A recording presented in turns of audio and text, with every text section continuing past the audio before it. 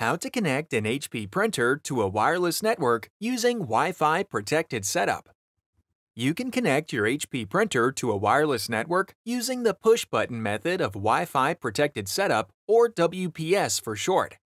Connecting your printer to a network through WPS does not require a computer or the network name and password.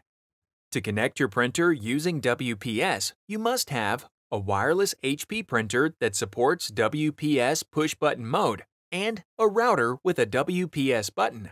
If you decide to connect your printer to your computer in the future, and your computer prompts you to enter a WPS pin, select Cancel. Your computer has detected the Wi-Fi direct feature of the printer, which is not part of the WPS setup.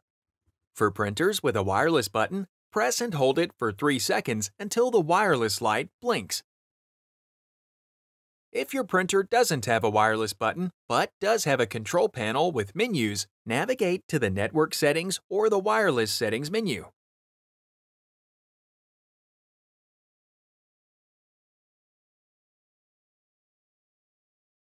Select Wi-Fi Protected Setup, then Push button, and then select Start.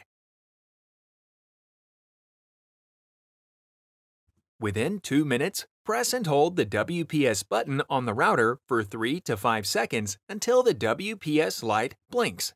It can take a few minutes for the printer to establish a connection with the router. Once the wireless connection is established, either the wireless light on your printer stops blinking or a message appears on the control panel.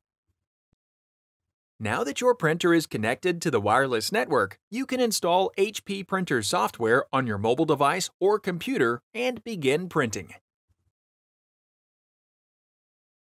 Click the Playlists tab in YouTube to find HP videos in other languages, and search our channel to find official HP support videos.